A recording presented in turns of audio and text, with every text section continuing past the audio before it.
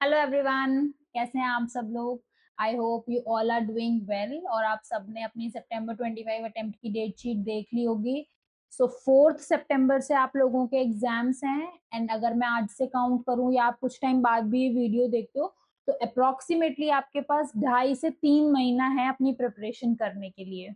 So after seeing the date sheet सबसे पहला काम आपका क्या होना चाहिए, अगर आपने अपनी रिवीजन शुरू कर दी है तो उस रिवीजन प्लानर को एक बार रिविजिट करना चाहिए एंड अकॉर्डिंगली फिर से अगर जरूरत है रीशफल करने की तो वो करना चाहिए। और अगर आप लोगों ने अभी तक प्लानर नहीं बनाया है, अपने 3 मंथ्स का प्लानर नहीं बनाया है कि कैसे आप पूरा सिलेबस रिवाइज करोगे, कितने नंबर ऑफ टाइम्स रिवाइज करोगे, क्या क्या चीजें पढ़ोगे, किस टीचर का स्टडी मटेरियल यूज करोगे, कौन से रिविजनरी वीडियोस आप यूज करोगे, है ना, कौन से रिविजनरी वीडियोस आप देखोगे, आईसीआई का स्टडी मटेरियल कवर करना है, RTP, MTP, past year exams, model test papers जो ICI mock test series cover करता है उनमें अपीयर होना है। तो ये सारी प्लानिंग करनी बहुत जरूरी है बिफोर स्टार्टिंग योर रिवीजन। और अगर आपने रिवीजन शुरू कर दी है तो स्टिल आपको एक बार उसे रिविजिट करना चाहिए because now you have exact number of days, now you have very limited time to study. तो आपको पता है आपको क्या क्या पढ़ना है, आपको ये डिसाइड करना है आपको क्या क्या पढ़ना है, कैसे पढ़ना है और कितने टाइम में पढ़ना है और कितनी बार रिवीजन करना है। ठीक है, किसी को 2 बार रिवीजन करने से हो जाएगा, किसी को 3 बार करने से हो जाएगा। तो सबकी अपनी अपनी कैपेबिलिटी है, सबका अपना अपना तरीका है करने का। तो आपको वो एक बारी रिविजिट करना पड़ेगा, आपको एक बारी प्लानर बनाना पड़ेगा 3 महीने का। एंड आई एम श्योर बहुत सारे बच्चे ऐसे होते हैं जो 3 महीने की प्लानिंग, 3 महीने की स्ट्रैटेजी नहीं बनाते हैं, बस वो पढ़ाई करना शुरू कर देते हैं, आज ये पढ़ लेते हैं कल वो पढ़ लेते हैं, पढ़ 18 घंटे ही रहे हैं, पढ़ दिन रात रहे हैं, टाइम वेस्ट नहीं करे, लेकिन उनकी कोई स्ट्रैटेजी नहीं है। इट्स जस्ट वो लोग सिर्फ पढ़ रहे हैं, मेहनत कर रहे हैं, लेकिन एक स्ट्रैटेजिक मेहनत जो होती है, एक जो स्मार्ट वर्क होता है वो नहीं कर रहे। तो आज हम अपनी 3 मंथ्स की प्लानिंग करेंगे, 3 मंथ्स की स्ट्रैटेजी बनाएंगे। मैं आपको बेसिकली एक फ्रेमवर्क दूंगी, एक बेसिस दूंगी जिसके बेसिस पे आप अपना खुद का कस्टमाइज प्लानर बना सकते हैं। तो चलिए शुरू करते हैं और देखते हैं कि कैसे हम अपना सितंबर 25 अटेम्प्ट को क्लियर कर सकते हैं and with your decided marks. सिर्फ हमें ये एम नहीं करना है कि हमें सिर्फ पास होना है, बस भगवान जी पास करा दो किसी तरीके से, बस नहीं। हम डिसाइड करेंगे कि हम कितने नंबर चाहते हैं, क्योंकि हम लोग ना अभी डिसाइड ही नहीं करते, हम इतने प्रेशर में होते हैं, हम इतने स्ट्रेस में होते हैं, बस हम, हमारा गोल क्या होता है कि बस हम पास हो जाएं किसी तरीके से बस। तो क्या होता है, पास होने की तैयारी करते हैं, नहीं होते हैं। तो अगर आप 80 नंबर का एम बनाएंगे, आप 90 नंबर का एम बनाएंगे, आप एग्जाम्पशन का एम बनाएंगे, तब जाके आपके 50 नंबर आएंगे, 60 नंबर आएंगे, 70 नंबर आएंगे। लेकिन अगर हम कोई एम ही नहीं करेंगे, हम सिर्फ एम क्या करेंगे कि हमें पास होना है, तो फिर तो मतलब बहुत कम चांसेस हैं कि हम पास हो पाएंगे। ठीक है, तो वो चीजें साइड रखते हुए हम एक बिल्कुल फैक्चुअल बात करते हैं। सबसे पहले हम एक प्लानिंग करते हैं और प्लानिंग करने के लिए नंबर 1 स्टेप है, सबसे पहले आप ये डिसाइड करो आप कितने नंबर चाहते हो कि आपके आए। तभी तो हमें ये सोचना चाहिए कि हमारे कितने नंबर आने चाहिए, कितने नंबर चाहते हो आप आपके अकाउंट्स में आए, लॉ में आए, टैक्स में आए, अगर ग्रुप 2 दे रहे हो तो कॉस्टिंग में आए। डिसाइड करना चाहिए, सबसे पहले हमें डिसाइड करना चाहिए हम कितने नंबर चाहते हैं कि आए। मान लो आज आपके पास भगवान आके कहते हैं बताओ आज कितने नंबर चाहते हो तुम, तुम्हारे अकाउंट्स में आए, कितने नंबर चाहते हो ग्रुप 2 में तुम्हारे कितने नंबर आए। तो डिसाइड तो करो, एटलीस्ट पहले डिसाइड करो कितने नंबर चाहिए। ठीक है, एक गोल रखो कि इतने नंबर आने चाहिए, इतनी मेहनत तो मैं कर सकता हूँ कि मेरे 60+ नंबर आए या मेरे 80+ नंबर आए, है ना। कोई पर्टिकुलर सब्जेक्ट में आप एग्जाम्शन एक्सपेक्ट करते हो तो डिसाइड करो, फॉर्मली बोलो कि हाँ यार इतने नंबर मेरे आने चाहिए। ठीक है, अब वो आपने डिसाइड कर लिया, सबसे पहले आपको अपने मार्क्स डिसाइड करने हैं। अब ये देखो उन मार्क्स को लाने के लिए, उन मार्क्स को अचीव करने के लिए आपको क्या क्या पढ़ना है। पूछो अपने आप से, यार मुझे अगर 60+ चाहिए, मुझे 90+ नंबर चाहिए, तो मुझे क्या क्या पढ़ना पड़ेगा, मुझे कौन सी टीचर की वीडियोस रिवाइज करनी है, कौन से टीचर्स का रिवीजन लेक्चर देखने हैं, कौन सी बुक रेफर करनी है, क्वेश्चन एयर सॉल्व करने हैं, फिर स्टडी मटेरियल है, आईसीआई का स्टडी मटेरियल है उसके क्वेश्चन सॉल्व करने हैं, आरटीपीज एमटीपीज हैं, इस अटेम्प्ट की, पिछले अटेम्प्ट की कम से कम 4-5 अटेम्प्ट की आरटीपीज करनी चाहिए, पास्ट ईयर एग्जाम्स के क्वेश्चंस करने चाहिए, मॉडल टेस्ट पेपर्स दिए हुए हैं आईसीआई ने वो करने चाहिए, फिर ICAI mock test series conduct करता है वो देना चाहिए। तो ये सब आपको पढ़ना है। ठीक है, नाउ थर्ड स्टेप जो आता है, ये नंबर आपको कैसे अचीव होंगे? अगर आप वो 3 घंटे में वो लिख के आते हो जो आईसीएआई आपसे पूछता है, जो आईसीएआई आपसे क्वेश्चन पूछता है, अगर आप वो 3 घंटे में आराम से लिख पाते हो पूरा paper, only then you will get your desired number. So for those 3 hours you have to prepare your 1.5 day before the exam. ठीक है, अगर आपने अपने 1.5 दिन की रिवीजन बहुत अच्छी कर ली तो डेफिनेटली आप उस 3 घंटे में बहुत अच्छा लिख पाओगे. और उस 1.5 दिन को प्रिपेयर करने के लिए आपके पास 3 महीने हैं. ठीक है, आपको अपने 3 महीने की रिवीजन ऐसी करनी है कि आप 1.5 दिन में एग्जाम से जस्ट 1.5 दिन पहले आप अपना पूरा सिलेबस रिवाइज कर सको, ताकि आप उस 3 घंटे में without any stress, although stress होता है I know, but still confidently आपको अपना 3 घंटे का पेपर लिख पाओ, ताकि आप वो नंबर अचीव कर सको जो आप अचीव करना चाहते हो. ठीक है, सो द एम इज वो जो 3 महीने हमें यूज करना है वो हमें 3 महीने ऐसे यूज करने हैं ताकि हम अपना पूरा सिलेबस 1.5 दिन में पढ़ सके, और उस 1.5 दिन में पढ़ के हम 3 घंटे में आराम से कॉन्फिडेंटली अपना पेपर लिख के आ सकें.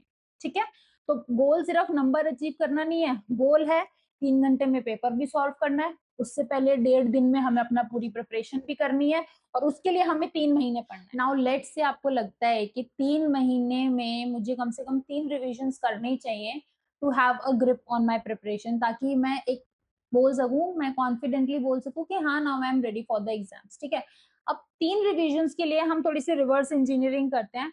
तो मुझे 1.5 दिन में प्रिपेयर करना है पूरा सिलेबस. तो अगर मुझे 1.5 दिन में अपना पूरा सिलेबस करना है, आइडियली जो आपकी थर्ड रिविजन होनी चाहिए वो कम से कम आपकी 3 दिन में कवर हो जानी चाहिए, मतलब पर सब्जेक्ट आई एम सेइंग कि एक सब्जेक्ट अगर मैं अपना 3 दिन में कवर कर लेता हूँ, रिवाइज कर लेता हूँ, तो मैं एग्जाम से एक दिन पहले 1.5 दिन में अपना पूरा रिविजन कंप्लीट कर लूंगा. ठीक है, तो आइडियली अगर आप एक ग्रुप दे रहे हो तो आपको कितने दिन चाहिए? चलो एक बार इसको ना पेन पेपर पे कैलकुलेशन बनाते हैं कि कैसे हमें अपनी रिवीजन करनी चाहिए. ठीक है, तो एग्जाम्स आपके शुरू कब से हैं? एग्जाम्स आपके शुरू हैं 4 सितंबर से, और आज क्या डेट हो गई? मान लेते हैं आज है 4 जून. सो आपके पास कितने नंबर ऑफ डेज हैं?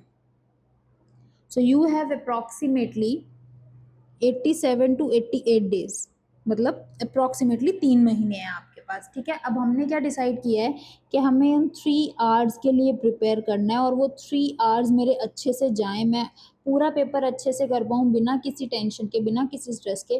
तो मेरा जो वो 1.5 डे है ना एग्जाम से पहले वाला, उसमें मेरा पूरा सिलेबस अच्छे से रिवाइज हो जाना चाहिए. तो अब मेरा सिलेबस 1.5 दिन में रिवाइज हो जाना चाहिए, इसके लिए मुझे 3 महीने मेहनत करनी है.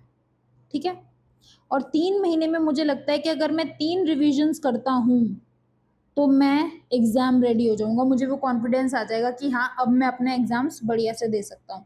तो थोड़ा सा रिवर्स इंजीनियरिंग करते हैं. तो जब आपकी पहले थर्ड रिवीजन से शुरू करते हैं, तो थर्ड रिवीजन में कितने दिन लगाने चाहिए? अब क्योंकि आपको 1.5 दिन में अपना सिलेबस रिवाइज करना है, तो अगर आप एग्जाम से पहले हर एक सब्जेक्ट अपना 3 दिन में कवर कर लेते हो, 3 डेज पर सब्जेक्ट अगर आप अपना कवर कर लेते हो, तो आइडियली आप 1.5 दिन में अपना पूरा सिलेबस रिवाइज कर सकते हो एग्जाम से पहले. तो टोटल डेज आपको कितने चाहिए? अब मैं जो ये प्लानिंग बता रही हूँ ना आपको, अगर आप सिंगल ग्रुप के लिए अपीयर कर रहे हो, ग्रुप 1 और ग्रुप 2 सिंगल ग्रुप के लिए अपीयर कर रहे हो, तब मैं आपको ये कैलकुलेशन बता रही हूँ. अगर आप दोनों ग्रुप के लिए अपीयर कर रहे हो तो आप अकॉर्डिंगली फिर कैलकुलेट कर सकते हो. तो आपको थर्ड रिविजन के लिए टोटल डेज कितने चाहिए? 9 डेज. और 4 सितंबर से आपके पेपर है, तो मान लेते हैं 1, 2 एंड 3 सितंबर. अगर आप ग्रुप 1 दे रहे हो तो आप एडवांस अकाउंट्स की प्रिपरेशन में निकाल दोगे. सो आइडियली 31 अगस्त तक आपकी पूरी रिवीजन कंप्लीट हो जानी चाहिए. तो अगर मैं 9 डेज काउंट करूं तो मतलब 23 अगस्त से 31 अगस्त तक मेरी थर्ड रिवीजन पूरी हो जानी चाहिए. ठीक है, अब थर्ड रिवीजन मेरी कितने दिनों में कंप्लीट हो रही है? 9 डेज में. तो मेरी सेकंड रिवीजन कितने दिन में पूरी हो जानी चाहिए? देखो, अब मैंने थर्ड रिवीजन में एक सब्जेक्ट को 3 दिन दिया है, तो चलो हम ये मान लेते हैं कि 6 दिन, 6 या 7 दिन हम मान लेते हैं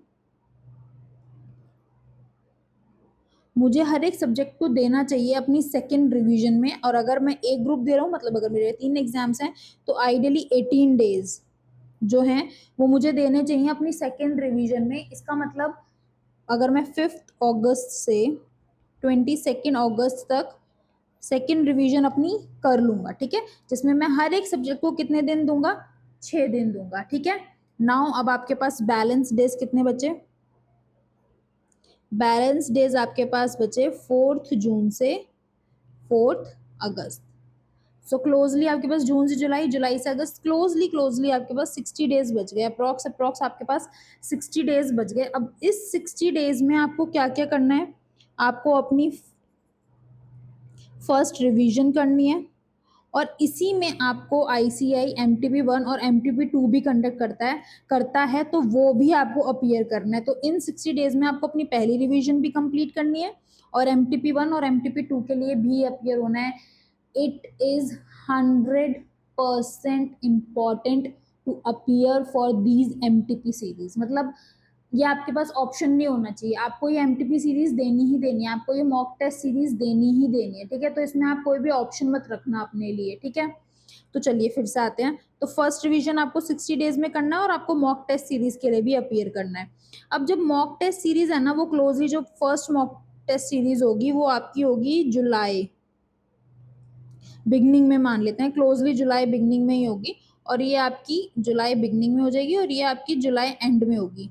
तो मैं आपको सजेस्ट करूंगी कि अगर आप पहले मॉक टेस्ट सीरीज के लिए अपीयर कर रहे हो तो कोशिश करो, जैसे अब हम मानते हैं ग्रुप 1 है आपका, ठीक है। ग्रुप 1 में कौन कौन से सब्जेक्ट्स होते हैं, advance accounts, corporate law and DT, sorry tax. Tax में आपके 2 पार्ट्स होते हैं, DT and GST which is IDT। तो अब आप कोशिश करो, जब आप प्रिपेयर करो ना, तो जब आप MTP1 के लिए अपीयर करो तो आप अपना एडवांस अकाउंट्स और DT ये दोनों 100% रिवाइज कर लेना बहुत अच्छे से। और जब आप MTP1 दो तो इसमें आप अपने आप को टेस्ट करना कि यार मैंने ये दोनों चीजें अपनी पूरी कवर कर ली और मेरा मेन फोकस है कि मैं अपनी MTP के थ्रू अपना ये डिसाइड कर पाऊँ कि मैंने कितना अच्छा प्रिपेयर कर लिया है, ठीक है। और जब आप MTP2 के लिए अपीयर करो तब आप कोशिश करना कि आप अपना कॉर्पोरेट लॉ और GST दोनों 100% अच्छे से रिवाइज करो और तब आप MTP2 के लिए अपीयर करो, ताकि आप अपना एक सेल्फ टेस्ट ले सको कि यार मैंने एक बार अपना पूरा सिलेबस रिवाइज कर लिया, अब एक बार एग्जाम में बैठ के देखता हूँ कि अगर ऐसा एग्जाम आता है तो मैं कितना पानी में हूँ या मेरी कितनी प्रिपरेशन हो चुकी है, ठीक है। तो इस तरीके से आप ना प्लान करना। अब ये तो हो गई आपकी रिवीजन। अब हमने ये डिसाइड कर लिया कि कब से कब तक हमें क्या करना है, तो आज से लेके टिल 4 अगस्त तक हमें अपनी रिवीजन 1 कंप्लीट करनी है, जिसमें हम अपना MTP1 और MTP2 भी दे देंगे। फिर हमारी सेकेंड रिवीजन होगी 5 अगस्त से 22 अगस्त तक, और हमारी जो थर्ड रिवीजन होगी वो 23 अगस्त से 31 अगस्त तक होगी। तो अब हमने ड्यूरेशन डिसाइड कर ली। अब हम ये डिसाइड करते हैं कि हमें इन रिवीजन में पढ़ना क्या है। सबसे पहले हम ये डिसाइड करेंगे what all we should study, हमें क्या क्या पढ़ना है। रिवीजन लेक्चर्स देखने हैं, कौन से टीचर के रिवीजन लेक्चर्स देखने हैं वो डिसाइड करेंगे। क्वेश्चन एयर कौन सा सॉल्व करना है, ठीक है, कौन सा मटेरियल फॉलो करना है, ठीक है, ये आप डिसाइड कर लेना। फिर 4th ICAI के मटेरियल जो है, जिसमें आपका आ जाता है मॉड्यूल के क्वेश्चंस, RTPs इस अटेम्प्ट की, पिछले अटेम्प्ट की, MTPs इस अटेम्प्ट की। ICAI ने मॉडल टेस्ट पेपर्स भी दे रखे हैं जिसमें बेसिकली पिछले अटेम्प्ट के सारे MTPs हैं, ठीक है, और पास्ट ईयर एग्जाम्स। तो मतलब पहले आप एक लिस्ट बना लेना कि भाई मुझे क्या क्या करना है, और मैं आपको ये सजेस्ट करूँगी कि ये सारा मटेरियल आपका इन हैंड होना चाहिए आपके पास। आप बार बार ना जाओ, अच्छा मैं अब अकाउंट्स की बुक खरीदने चला जाता हूँ, अच्छा मैं अब लॉ की बुक खरीदने चला जाता हूँ, ऐसा नहीं होना चाहिए। आप अभी डिसाइड कर लो कि भाई मुझे टोटल इतना मटेरियल पढ़ना है। इन सब के आपके पास प्रिंट आउट्स होने चाहिए, अगर हार्ड कॉपी होनी ही चाहिए, मतलब इट्स अ नो ब्रेनर। आपके पास ऑप्शन नहीं है कि आप सॉफ्ट कॉपी में रखो और आप प्रिपेयर करो, आपके पास इन सब के प्रिंट आउट्स होने चाहिए, ठीक है। तो आप लिस्ट बना लो। इसके अलावा भी अगर आप कुछ और पढ़ना चाहते हो, किसी और टीचर का आपको कुछ भी अच्छा लग रहा है, मतलब आप डिसाइड कर लो कि आपको क्या क्या पढ़ना है, ठीक है। अब सबसे पहले हम रिवीजन 1 की बात करते हैं। रिवीजन 1 में हमें अपना पूरा सिलेबस बहुत अच्छे से रिवाइज करना है। तो आप ही डिसाइड कर सकते हो कि रिवीजन 1 में मैं एक तो लेक्चर्स देखूंगा, टीचर्स के रिवीजन लेक्चर्स देखूंगा, प्लस उनके क्वेश्चंस, जो उनकी बुक में क्वेश्चंस हैं वो सॉल्व करूंगा, ताकि मेरा हर चैप्टर वाइज प्रॉपर अच्छे से रिवीजन हो जाए, ठीक है, डीप अंडरस्टैंडिंग हो जाए, डीप प्रैक्टिस हो जाए, ठीक है। फर्स्ट रिवीजन में आप यही करो। फिर रिवीजन 2, और इसी के साथ-साथ आप जब ये पूरा प्रिपेयर कर लोगे, तो आप मॉक टेस्ट सीरीज़ 1 भी दे देना और मॉक टेस्ट सीरीज़ 2 भी दे देना, ठीक है? ताकि आपके पास एक एनालिसिस भी हो जाए कि मेरी on the basis of my preparation मैंने जितना प्रिपेयर कर लिया है और अगर मैं टेस्ट देने जा रहा हूँ, तो मैं कितना रिकलेक्ट कर पा रहा हूँ, कितना मैं अपने आप को रिकॉल कर पा रहा हूँ, अपने कॉन्सेप्ट्स को कितनी चीज़ें मुझे याद हैं, कहाँ-कहाँ पे मेरी अभी कमी रह गई है। तो ये मॉक टेस्ट सीरीज़ आपकी बहुत हेल्प करेंगी इसमें, ठीक है? अब ये एनालिसिस आपने कर लिया, अब हम आते हैं अपनी रिवीजन 2 में। रिवीजन 2 शुरू करने से पहले आपको सबसे पहले अपने आप को सेल्फ इवैल्यूएट करना है ऑन द बेसिस ऑफ जो आपने पहली रिवीजन करी और जो आपने मॉक टेस्ट सीरीज दी है। आपको ये इवैल्यूएट करना है कि तीनों सब्जेक्ट्स में या हर सब्जेक्ट में मेरा क्या स्ट्रेंथ है, क्या वीकनेस है, कहाँ पे मुझे कन्फ्यूजन हो रही है, कहाँ पे मुझे चीज़ें याद नहीं रह पा रही हैं, कहाँ पे मेरे कंसेप्ट क्लियर नहीं है। ये सब इवैल्यूएट करने के बाद आप अपनी रिवीजन 2 शुरू करोगे। रिवीजन 2 में आप क्या करोगे? All questions practice. जितने क्वेश्चंस हो सकें उतने क्वेश्चंस आपको प्रैक्टिस करने हैं, चाहे वो टीचर के क्वेश्चन में हैं या फिर आईसीएआई के मटेरियल के क्वेश्चंस हैं। ये सारे के सारे क्वेश्चंस आपको प्रिपेयर करनी है और जहाँ पे भी आप अटक रहे हो फिर वहाँ पे आप वापस जाके देखो कि उसका कंसेप्ट क्या था, क्योंकि अल्टीमेटली हमें एग्जाम्स में क्वेश्चन सॉल्व करने हैं। कंसेप्ट की क्लैरिटी होना और क्वेश्चन सॉल्व करना दो अलग बात है। कितनी बार ऐसा होता है कि किसी बच्चे के कॉन्सेप्ट्स बहुत क्लियर होते हैं, लेकिन जहाँ पे क्वेश्चन सॉल्व करने की बारी आती है ना, वहाँ उसका मामला गड़बड़ हो जाता है। या फिर क्या होता है कि वो क्वेश्चंस तो सॉल्व कर देता है, लेकिन वो इतना लेट क्वेश्चन सॉल्व करता है, पता चलता है वो 1 घंटा उस 14 मार्क्स के या 20 मार्क्स के क्वेश्चन में ही टाइम निकाल देता है। तो इट्स वेरी इंपॉर्टेंट कि आप बहुत सारे क्वेश्चंस प्रैक्टिस करो और with in a given time limit practice करो, ठीक है? क्योंकि आपको 3 घंटे में पेपर करना है, तो आप जो क्वेश्चन सॉल्व करो आपकी स्पीड बहुत सही होनी चाहिए, तभी आप पूरा पेपर अटेंड कर पाओगे। तो इन चीज़ों को ध्यान रखते हुए आपको अपनी रिवीजन 2 करनी है, ठीक है? Now let's come to revision 3। अब हम बात करते हैं रिवीजन 3 में आपको क्या करना है। अगेन रिवीजन 3 शुरू करने से पहले आपको रिवीजन 2 जब आपकी कंप्लीट हो जाए, अगेन आपको अपने आप को सेल्फ इवैल्यूएट करना है कि अभी भी मेरी कौन सी कमी है जो मैं कंसिस्टेंटली कर रहा हूँ, कहाँ पे मैंने इम्प्रूव किया है, कहाँ पे मुझे अभी भी कन्फ्यूजन है, कोई ऐसी चीज़ है जहाँ पे मेरे कंसेप्ट क्लियर नहीं है, क्या इंपॉर्टेंट टॉपिक्स हैं, क्या कम इम्पॉर्टेंट टॉपिक्स हैं। क्योंकि क्या होता है देखो, कुछ पूरे सिलेबस में अगर जैसे मान लो मैं जीएसटी की बात करती हूँ, जीएसटी में कुछ चैप्टर्स ऐसे हैं जिनमें आपको कंसेप्ट क्लियर होने ही चाहिए, ठीक है? तो उसमें आपको कंसेप्ट क्लियर करने ही करना है, आपको कैलकुलेशन आनी चाहिए, आपको सेक्शन याद होने चाहिए। बट कुछ चैप्टर्स ऐसे हैं जो प्योरली थ्योरी हैं, उसमें अगर आपने अपने 10-15 क्वेश्चंस याद कर लिए ना, तो आपका वो चैप्टर प्रिपेयर हो गया। तो आपका जो प्रिपरेशन का लेवल है, जो आपको किस सब्जेक्ट में या किस चैप्टर में मुझे कितनी मेहनत करनी है, वो आपका डिसाइड होना चाहिए। आप हर सब्जेक्ट को सेम पेज से नहीं पढ़ सकते भाई। जो थ्योरी चैप्टर्स हैं उसमें आपने 10-15 क्वेश्चंस याद कर लिए अच्छे से, तो आपका वो चैप्टर प्रिपेयर हो गया। ऑन द अदर हैंड मान लो आईटीसी चैप्टर है, रजिस्ट्रेशन चैप्टर है, तो वहां से बहुत कंसेप्चुअल क्वेश्चंस पूछता है आईसीएआई। तो वहां पे आपकी सिंपल लर्निंग काम नहीं आएगी, वहां पे कंसेप्चुअल क्लैरिटी होना बहुत जरूरी है। तो इन सब चीज़ों को ध्यान में रखते हुए आपको अपनी रिवीजन 3 करनी है। और रिवीजन 3 में आपको कंसेप्ट्स भी रिवाइज करने हैं और आपको क्वेश्चंस भी रिवाइज करने हैं। और एक चीज़ आप याद रखना, जब आप रिवीजन 1 और रिवीजन 2 करो ना, और जहाँ जहाँ पे भी आप अटक रहे हो वहाँ पे आप बुक मार्क्स लगाते जाओ, ताकि जब आप रिवीजन 1 आपने करी, आपने बुक मार्क्स लगाए, मुझे यहाँ यहाँ दिक्कत है, आप रिवीजन 2 पे आए, रिवीजन 2 में आपने जहाँ जहाँ पे रिवीजन 1 में बुक मार्क्स लगाए थे उनको अच्छे से देखा, ठीक है? फिर रिवीजन 2 में भी कुछ ऐसी चीजें होंगी जो आपको नहीं समझ में आ रही होंगी, आपको लग रहा होगा कि यार इसे एक बार और रिवाइज करना चाहिए, फिर वो आप रिवीजन 3 में करना, ठीक है? और रिवीजन 3 में आपको ये भी याद रखना है कि मुझे एग्जाम से एक दिन पहले 1.5 दिन में अपना पूरा सिलेबस कवर करना है, तो मेरी रिवीजन 3 बहुत अच्छे से होनी चाहिए। तो इन सब चीज़ों को ध्यान रखते हुए आपको अपनी तीनों रिविजन्स प्रिपेयर करनी है। प्लस आपको हर वक्त अपने आप को सेल्फ इवैल्यूएट करना है। एवरी वीक आप इवैल्यूएट करो। कोई भी नई रिवीजन शुरू करने से पहले, आप रिवीजन 2 शुरू करने से पहले, रिवीजन 3 शुरू करने से पहले आप अपने आप को इवैल्यूएट करो। देखो मेरे कौन से स्ट्रॉन्ग पॉइंट्स हैं, कौन से वीक पॉइंट्स हैं, मुझे कहाँ पे दिक्कत अभी भी हो रही है, कहाँ पे मैं कंफ्यूज हो रहा हूँ। तो इन सारी चीज़ों को ना आप ज़रूर याद रखना अपनी रिवीजन करते हुए, ठीक है? So this way you can plan your studies, आप अपनी प्रिपरेशन को स्ट्रेटेजाइज कर सकते हैं। See the objective of this video is not कि आपको जो मैंने एग्जैक्ट स्ट्रैटेजी बताई है या एग्जैक्ट प्लानिंग बताई है आप उसको एग्जैक्टली कॉपी करो। ये बस आपको एक आइडिया देने के लिए। ऑब्जेक्टिव क्या है इस वीडियो का कि आप अपनी स्टडीज को प्लान करो, उन्हें प्रिपेयर करो। मतलब प्रिपरेशन से पहले 3 महीने की स्ट्रैटेजी बनाओ। आपको पता होना चाहिए कि अगर मैं इस तरीके से 3 महीने पढ़ाई करूंगा तो डेफिनेटली मैं क्लियर करूंगा। ऐसा नहीं है कि मैंने बस अपना ये सोच लिया कि पहले मुझे ये सिलेबस कंप्लीट करना है उसके बाद फिर मैं ये करूंगा। ऐसा नहीं होना चाहिए। आपको पता होना चाहिए एग्जैक्टली कि मुझे कब कितना कैसे पढ़ना है 3 महीने में, क्योंकि तभी आप 1.5 दिन में पेपर से 1.5 दिन पहले आप अपनी प्रिपरेशन कर पाओगे और तभी आप 3 घंटे में पेपर अच्छे से दे पाओगे। ठीक है, मेहनत सब लोग करते हैं। जिसने भी सीए कोर्स ज्वाइन किया है ना वो सब मेहनत कर रहे हैं, सब 18-18 घंटे पढ़ रहे हैं, सब लोग सेक्रीफाइस कर रहे हैं। डिफरेंस कहाँ आता है, कौन स्ट्रैटेजी के लिए पढ़ रहा है और कौन सिर्फ पढ़ने के लिए पढ़ रहा है। तो अगर आप स्ट्रैटेजी से पढ़ोगे ना तो आपको भी पता रहेगा कि मैं क्या कर रहा हूँ, मेरी कहाँ कमियां हैं, कैसे मुझे उन्हें सुधारना है।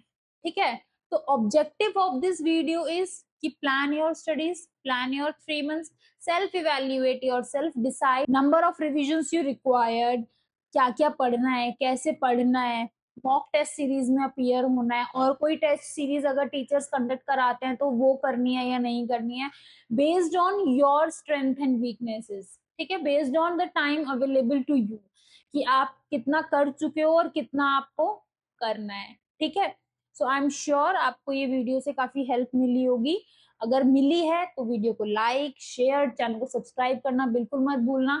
मिलते हैं अगली वीडियो में, तब तक के लिए बाय बाय।